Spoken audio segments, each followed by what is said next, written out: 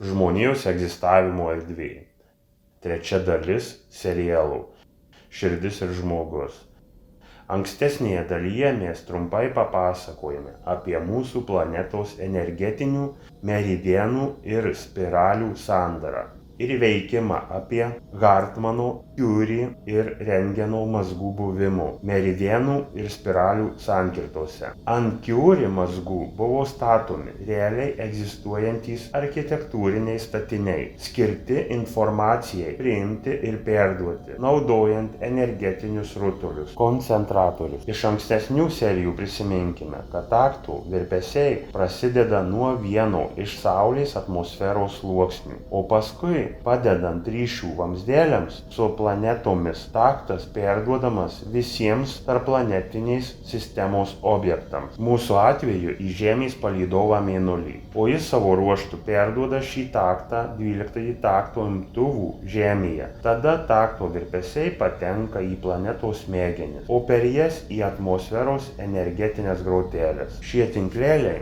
oficialiai vadinami meridianais ir paralelėmis, kur paralelės iš tikrųjų yra spiralės. Informaciniai blokai formuoja begalinės grandinės. Tokiu būdu skirtingos bazės ir struktūros susijungia į vieną sistemą. Tokia sistema ir yra atmosferos smegenys, patalpintos diapazone nuo 2400 metrų gylio iki 12 400 metrų aukščio.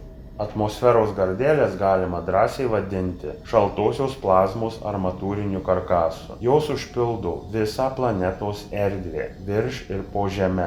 Žmonės, būdami šioje struktūroje, nuolat kerta šiuos informacinius blokus, pažeisdami jų struktūrą. Tai vyksta maždaug taip, kaip parodyta antroje filmo Terminatorius serijoje, kur iš skysto metalo pagamintas robotas pereina kiaurai kalėjimo grotas. Po atmosferos tinklelių pažeidimų, judant žmogui, jie akimirksniu atsistato iš žmogaus energetinių struktūrų, išimant reikalingą dažniams atkurti energiją. Bet žmogaus atsistatymas po šito vyksta lėčiau, todėl įveikę tam tikrą atstumą, neišvengiamai pavargsite ir būsite priversti pailsėti, kad papildytum prarastas energijas. Tai viena iš nuovargio priežasčių. Taip pat pereidamas per atmosferos gardelės, žmogus neišvengiamai ir būtinai gauna visą informaciją skirtą jo genotipu smegenų žmonėms. Per atmosferos informacinius blokų briaunas perduodami dažnių diapazonai, užtikrinantys nematerialių ir materialių objektų, žmonių ir visų gyvūnų būtybių egzistavimą. Taip pat per juos perduodama valdymo programos informacija skirta orų, žemės drebėjimų, taifūnų, uraganų ir kitų gamtos reiškinių valdymui. Valdymo hierarchija kosmose paprasta. Aukštesnių dažnių diapazonai valdo žemesnius. Planetos smegenų tobulumo dažnių diapazonas yra 512 laipsnyje vibracijų per sekundę. Tuo tarpu žmogaus dažnių diapazonas jau smegenų tobulumo yra nedaugiau kaip 64 laipsnyje vibracijų per sekundę. Tai didžiulis 135 kartų skirtumas. Tai rodo, kad žmonija visiškai kontroliuojama ir vykdoma kontrolė maksimali. Galimybės nevykdyti tokių valdymo sistemos programų ir komandų žmonėms tiesiog nėra. Viskas vykdoma besąlygiškai ir nepriekaištingai. Žemės valdymo sistemos sprendimų vykdymo kontrolė vykdoma naudojant valdymo virves, vadinamuosius NSO plazmoidus, naminius gyvūnėlius ir vabzdžius.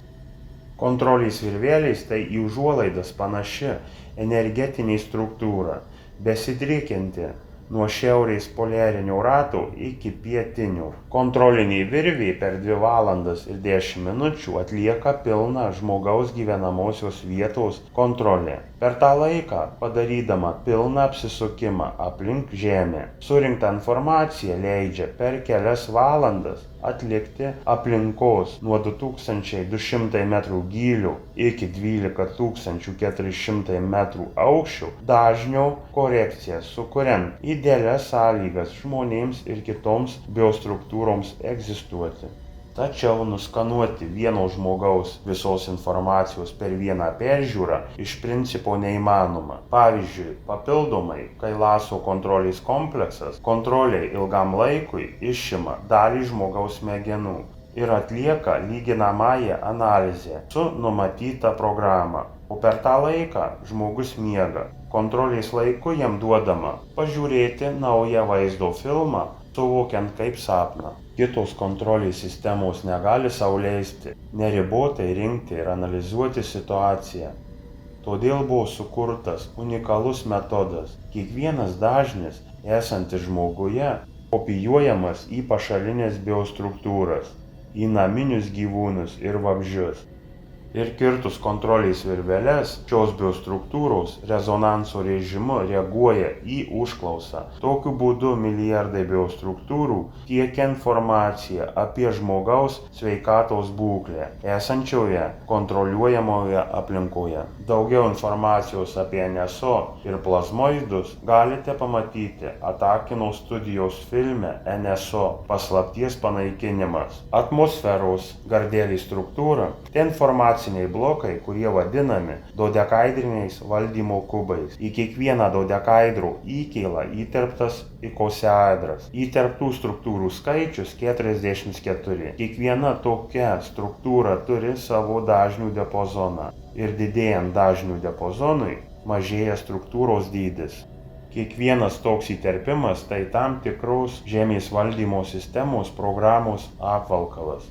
Žemėje nėra prietaisų, kurie galėtų juos aptikti. Dodekaedrinis kubas tai atomas, struktūros generatorius. Generatoriaus veikimą nustato Žemės valdymo sistema. Būtent šie generatoriai materializuoja vandenį iš energijų esančių antrajame atmosferos sluoksnyje. Nuo 1200 metrų iki 6400 metrų aukštyje.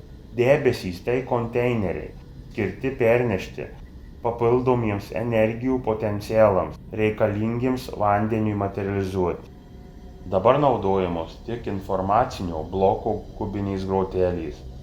Jos perduoda visų planetos biostruktūrų gyvybės palaikymo dažnių diapazonus ir naudojamos visų rūšių ryšiams perduoti – radijui, televizijai, skaitmeninėms belaidėms technologijoms, radarams ir taip toliau.